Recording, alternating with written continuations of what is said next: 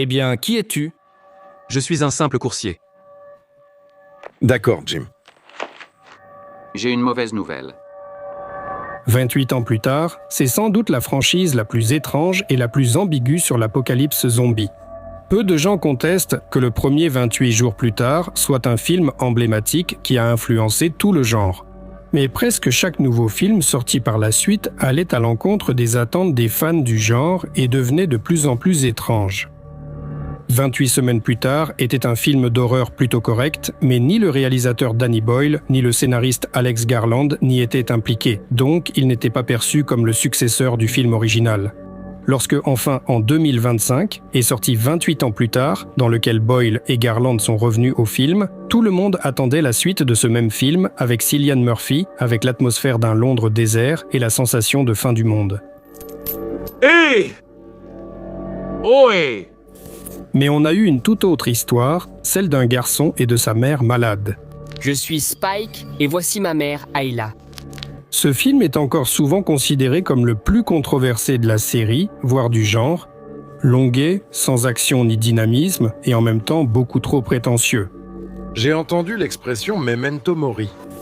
En 2026, le deuxième film de la série 28 ans plus tard est sorti, Le Temple des Os, et il s'est avéré tellement particulier qu'il était perçu davantage comme un film d'art et d'essai, plus proche du cinéma d'auteur que des films de zombies habituels.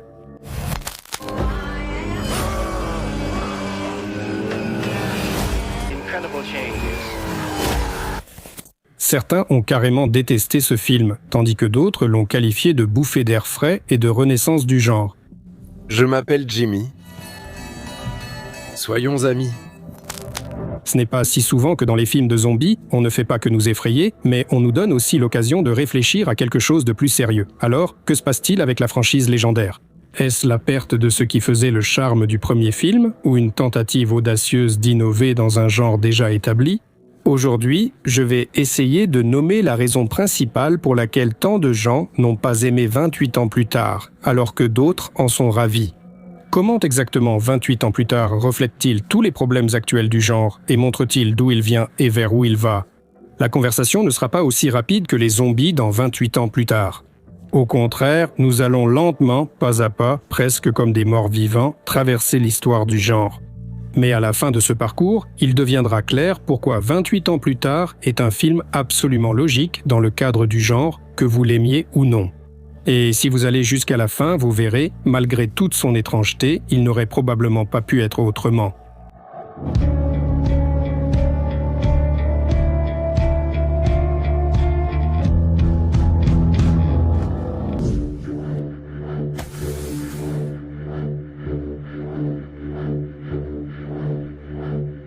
Pour comprendre où en est la franchise aujourd'hui, il faut d'abord se rappeler comment elle s'est développée à l'intérieur de son propre univers. L'histoire commence avec 28 jours plus tard. Des militants écologistes Free Monkeys d'un laboratoire de recherche, sans se douter qu'ils relâchent le virus de la fureur, une forme d'infection extrêmement contagieuse qui transforme les gens en créatures agressives et incontrôlables. La propagation est instantanée. L'État, les infrastructures, l'ordre, tout disparaît littéralement en quelques jours. Le personnage principal, le coursier Jim, sort du coma dans un Londres complètement déserté. L'une des images visuelles les plus marquantes du film, Jim s'allie à d'autres survivants et il devient rapidement évident que les infectés ne sont pas la seule menace. Les gens, privés de contrôle extérieur et de leurs repères moraux habituels, se révèlent tout aussi dangereux. Le film confronte les héros à des militaires qui utilisent la catastrophe comme prétexte pour renforcer leur pouvoir et recourir à la violence. Mais tu y as été forcé. La survie. Le film se termine sur une faible lueur d'espoir, mais sans donner l'impression que le monde puisse vraiment être restauré.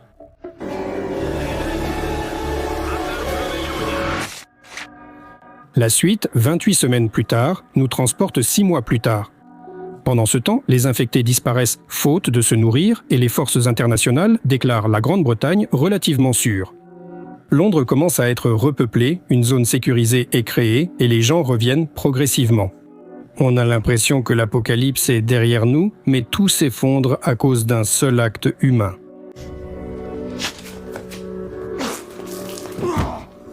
Il s'avère que le virus peut exister de façon asymptomatique et il refait surface. Le système, fondé sur des protocoles et le contrôle, ne tient pas le coup. Les militaires passent de la défense à la destruction totale, et la ville replonge dans le chaos.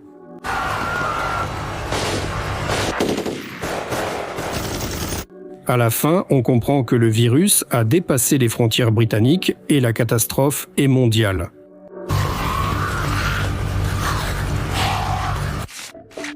Dans 28 ans plus tard, le pays a radicalement changé. Après près de 30 ans, l'apocalypse sert désormais de toile de fond. Les îles britanniques restent en quarantaine permanente, coupées du reste du monde. Avec leur propre écosystème post-apocalyptique, une génération a grandi sans savoir à quoi ressemblait le monde d'avant. Au centre de l'histoire, il y a l'adolescent Spike, son père et sa mère gravement malades. Oh, Spikey, Salut maman. dis à maman ce qui s'est passé à l'école. Un voyage sur le continent pour trouver de l'aide devient une expédition dans un monde sauvage où les infectés font partie du nouvel écosystème. Les alphas apparaissent, des formes renforcées d'infectés. Les alphas. Merde. Un de ces alphas, surnommé Samson, poursuit Spike et Jamie, mais ils parviennent à s'échapper. Spike, voyant son père résigné à la mort de sa mère, décide de chercher lui-même un moyen de les sauver. C'est pourquoi il emmène sa mère chez Ian Kelson, un médecin excentrique vivant quelque part sur le continent et qui, selon les rumeurs, continue de chercher un remède. Êtes-vous le docteur Kelson? C'est bien moi. Le docteur leur montre son temple des os improvisé, une pyramide faite de crânes humains blanchis, Memento Mori. Les orbites vides ont vu? C'est leur mémorial commun. Entouré de ce monument sinistre, Kelson pose un diagnostic à Ayla, et à sa demande, il l'aide à quitter la vie sans douleur. Spike, désormais orphelin, place le crâne de sa mère au sommet de la pyramide, un adieu symbolique. Dans la dernière scène, Spike fait face à une mystérieuse bande d'adolescents. Leur chef, qui se fait appeler Jimmy, lui propose son amitié. Je m'appelle Jimmy. Soyons amis. Cette intrigue se poursuit dans 28 ans plus tard, le Temple des Os. L'intrigue commence juste après les événements du film précédent. Spike se retrouve entraîné dans un gang sectaire d'adolescents vivant selon un culte de la violence. Parallèlement, le docteur Kelson, l'un des rares à avoir conservé une approche scientifique et humaniste, continue d'étudier le virus et parvient même à trouver un moyen de calmer temporairement l'un des infectés. Le Temple des Os confronte deux extrêmes, le rejet total de la morale et la tentative désespérée de préserver l'humanité. Ici, les infectés passent définitivement au second plan. L'objet principal de l'étude devient l'homme lui-même et ce qu'il est devenu après 28 ans de vie dans un monde sans avenir. Si l'on rassemble tous les événements en une seule ligne, l'évolution de la franchise ressemble à ceci. 28 jours plus tard, c'est le moment de l'effondrement soudain. 28 semaines plus tard, une tentative de reprendre le contrôle et une seconde chute. 28 ans plus tard, l'acceptation de la catastrophe comme un état permanent et le temple des os, la recherche de sens et de valeur à l'intérieur de cet état. Maintenant que nous avons reconstitué toute la chronologie des événements, passons à la façon dont ces films ont été perçus par le public.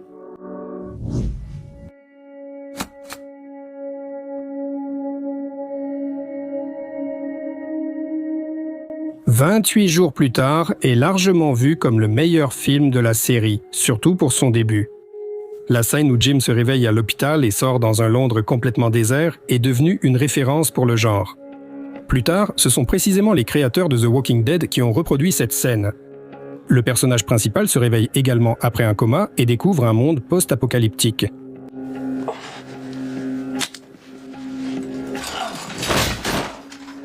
En même temps, on entend de plus en plus souvent l'opinion opposée selon laquelle 28 jours plus tard paraît aujourd'hui trop simple, primitif et même pauvre.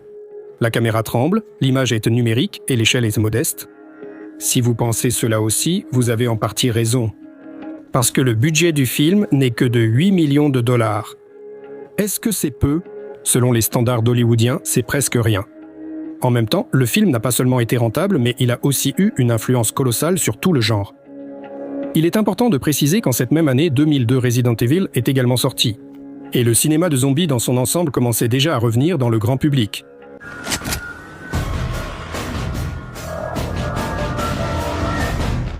Mais si Resident Evil a suivi la voie de l'action, 28 jours plus tard a proposé un genre complètement différent. C'est après cela que de nombreux films et séries, désormais considérés comme la base du genre, ont émergé. De The Walking Dead à The Last of Us. Et tout cela est né d'un film réalisé avec seulement 8 millions de dollars. Pour rendre l'effet plus évident, comparons simplement les chiffres de projets similaires. World War Z, budget d'environ 190 millions de dollars. Resident Evil, 33 millions. Je suis une légende, environ 150 millions. The Walking Dead, environ 3 à 4 millions de dollars par épisode. Et d'ailleurs, c'est une série bon marché selon les standards de la télévision haut de gamme. The Last of Us, c'est déjà un tout autre niveau, 10 à 15 millions de dollars par épisode. Et maintenant, réfléchissez simplement à ces chiffres. Avec le budget d'un seul film, Je suis une légende, on aurait pu tourner environ 18 films du niveau de 28 jours plus tard. Même en ajustant le budget pour l'inflation, cela représente environ 14 à 15 millions de dollars. À titre de comparaison, c'est moins que le budget d'un seul épisode d'une série coûteuse, 2 à 3 fois moins qu'un film d'horreur moyen et bien moins que n'importe quel blockbuster de zombies. Et pourtant, avec cet argent, le film a accompli presque l'impossible. Il a redonné au genre un contexte sérieux et a déplacé l'attention des monstres vers les humains et le choix moral. C'est pourquoi 28 jours plus tard peut sembler simple. Mais compte tenu de l'effet qu'il a produit, on peut sans exagérer l'appeler un chef-d'œuvre et un phénomène. Avec 28 semaines plus tard, tout était plus simple. Le film a été accueilli normalement car en fait, c'est une œuvre mineure dans le genre. Ni Danny Boyle, ni Alex Garland n'étaient présents dans le film. Le film reprend les codes classiques du film de zombies. Plus d'action, plus de violence, plus d'ampleur. Il remplissait la fonction d'une suite, il élargissait l'univers, augmentait les enjeux, mais n'offrait rien de fondamentalement nouveau. Mais avec 28 ans plus tard, une toute autre histoire a commencé. Les spectateurs attendaient une répétition, les infectés, la course, le chaos, l'adrénaline, la sensation de menace constante. Ils attendaient, pour ainsi dire, 28 jours plus tard, mais en plus grand et plus sombre. Ils ont finalement eu un film à l'ambiance très différente, lent, contemplatif et parfois franchement étrange. Les infectés ont cessé d'être au centre du récit. L'action est reléguée au second plan, l'intrigue se concentrant davantage sur la vie quotidienne, les échanges et le sentiment d'une existence interminable après la catastrophe. Pour une partie du public, cela ressemblait à une trahison du genre. Le film refusait de divertir et demandait patience et attention aux spectateurs. Beaucoup ne viennent pas voir un film de zombies pour cette raison. Avec la sortie de 28 ans plus tard, Le Temple des Os, le fossé ne fait que s'accentuer. La franchise s'éloigne ici définitivement du film d'horreur de zombies classique. Les infectés s'effacent, laissant place aux humains, aux sectes, au culte de la violence et à d'étranges formes de foi nées sur les ruines de l'ancien monde. Le Temple des Os n'est plus un film sur la survie parmi les infectés, mais une sombre parabole sur ce que devient l'homme s'il vit trop longtemps dans un monde post-apocalyptique. Pour une partie du public, cela a été un point de non-retour. Et honnêtement, cette irritation a des raisons tout à fait compréhensibles. 28 ans plus tard, y compris Le Temple des Os, est presque totalement dépourvu de ce pourquoi beaucoup viennent au cinéma de zombies. La tension, le dynamisme, le sentiment constant de menace et l'adrénaline. Il y a peu d'action ici, et certaines scènes, comme lorsque Spike place le crâne de sa mère sur la pyramide, ou la danse du docteur avec Samson dans le Temple des Os, semblent pour une partie du public être des moments à la limite du malaise.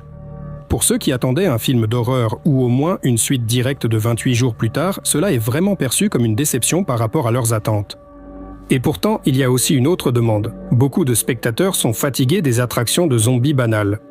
La course sans fin, les cris, les infectés, ce mécanisme fonctionne. Mais tout le monde n'a pas envie de regarder ça éternellement. Pour certains, l'important n'est pas une nouvelle morsure ou épidémie, mais l'usage du genre comme prétexte pour réfléchir à des sujets plus sérieux. Et ici, il est important de prendre un peu d'avance et de dire une chose. Ce qu'est devenu aujourd'hui la franchise 28 n'est pas du tout un hasard, mais une évolution tout à fait logique et naturelle.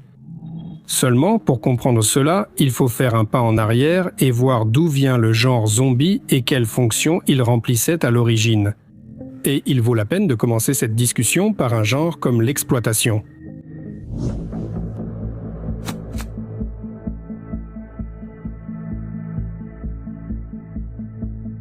L'exploitation, c'est un cinéma qui, à l'origine, ne prétendait pas être un art élevé. Il était tourné rapidement, à moindre coût et de façon percutante. Le but principal n'était pas de transmettre un message ou une idée, mais tout simplement de vendre un billet.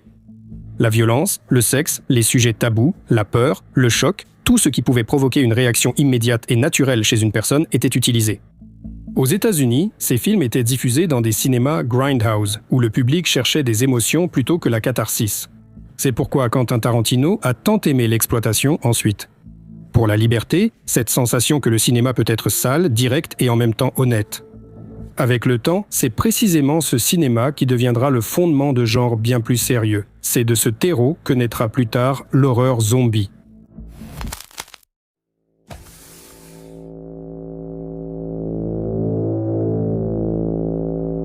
Les films de zombies, qui pendant longtemps ont prospéré dans le cinéma d'exploitation, ont fini par attirer l'attention des grands studios. La raison était purement pragmatique. L'horreur zombie coûtait peu cher et rapportait de façon stable. Avec des investissements minimes, ces films pouvaient générer des profits considérables. Cela signifiait donc que leur passage sur grand écran n'était qu'une question de temps. Les films de George Romero furent parmi les premiers à le démontrer.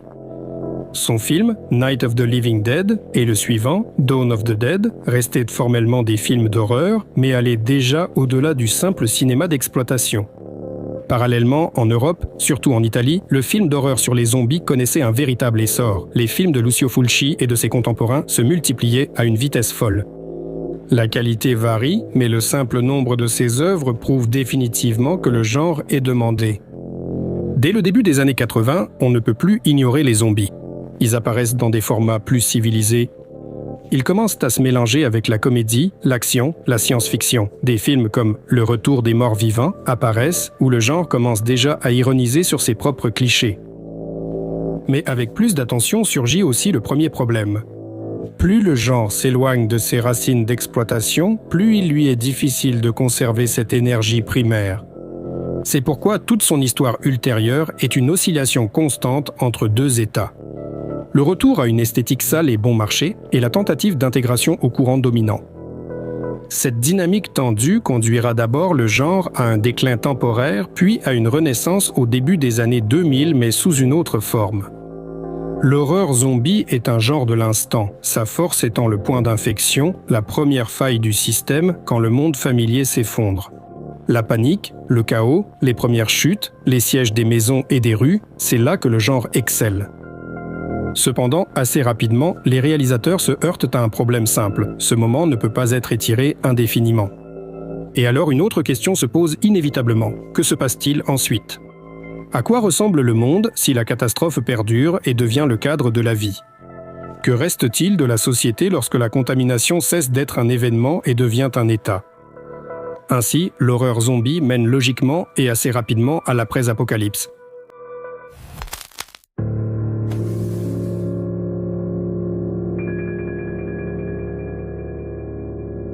Le post-apocalyptique n'a pas émergé comme une branche de l'horreur ni comme un sous-genre zombie. Il est né d'une peur historique bien concrète. Le XXe siècle, les guerres mondiales, l'arme nucléaire, la guerre froide. Le sentiment que l'humanité dispose pour la première fois d'un véritable outil d'autodestruction. Le cinéma et la littérature y ont réagi presque instantanément. Le post-apocalyptique sert à poser une question à la fois simple et effrayante. Et qu'est-ce qui se passera après ? À l'origine du genre, il n'y avait ni action ni monstre, mais la solitude, la rupture des liens sociaux et la tentative de redéfinir ce que signifie être humain.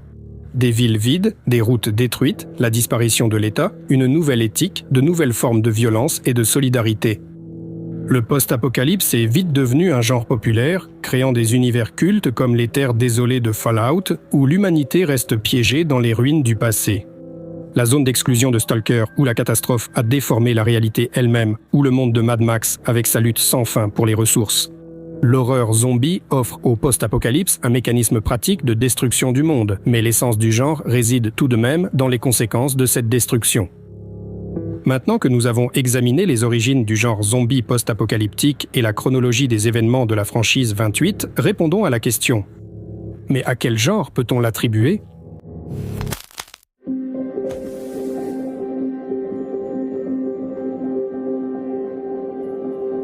Je pense qu'il est assez évident que la franchise 28 n'a jamais été de la pure horreur zombie et a toujours penché vers le post-apocalyptique.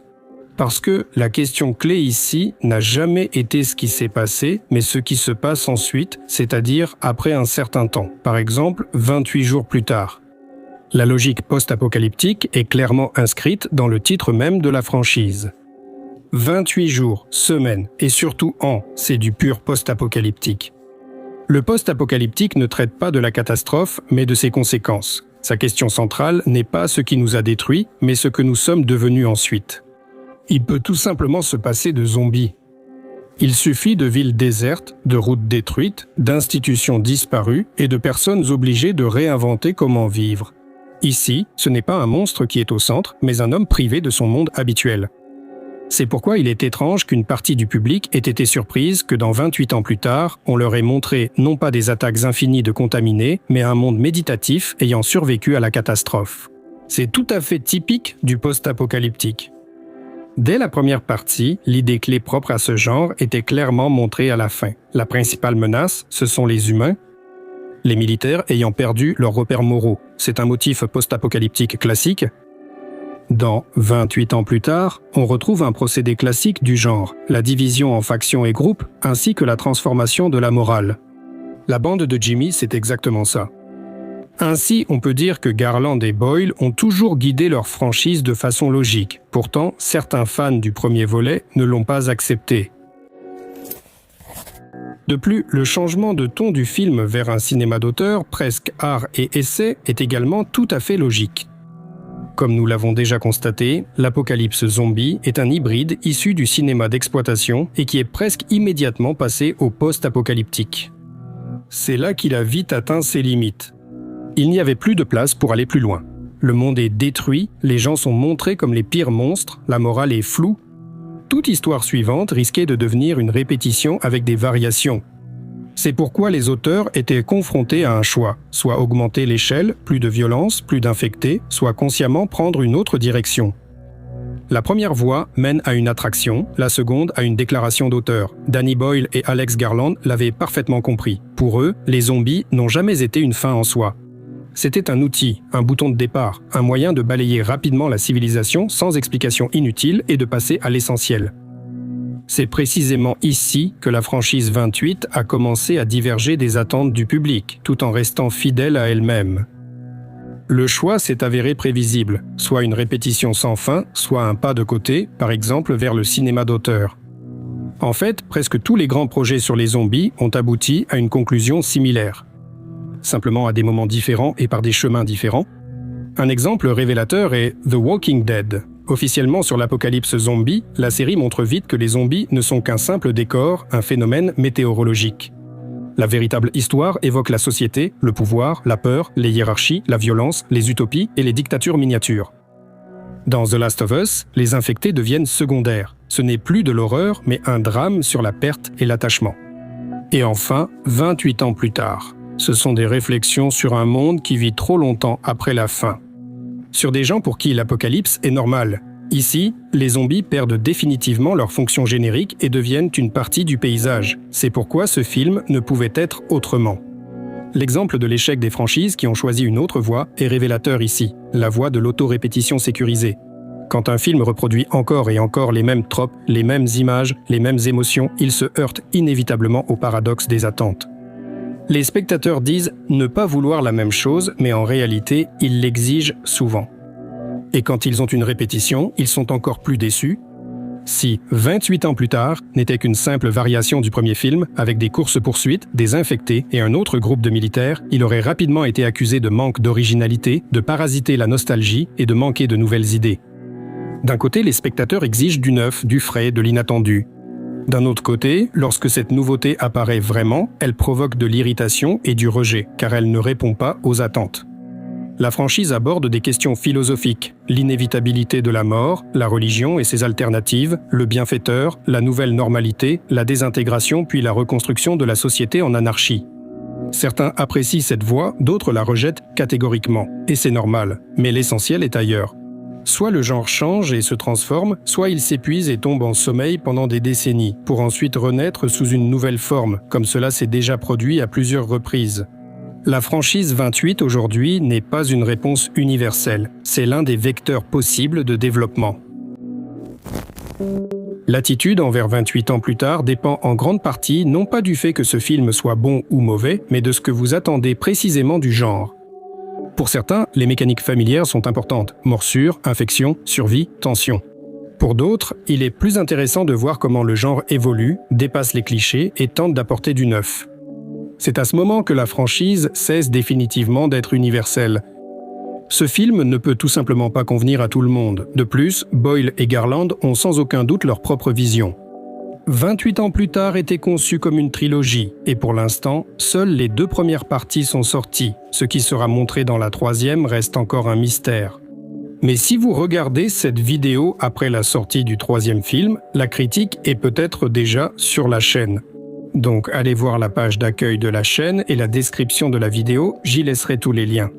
Et bien sûr, écrivez dans les commentaires ce que vous pensez de 28 ans plus tard, le Temple des Os. Est-ce une expérience audacieuse ou plutôt un royaume du malaise? Faut-il faire une critique de ce film?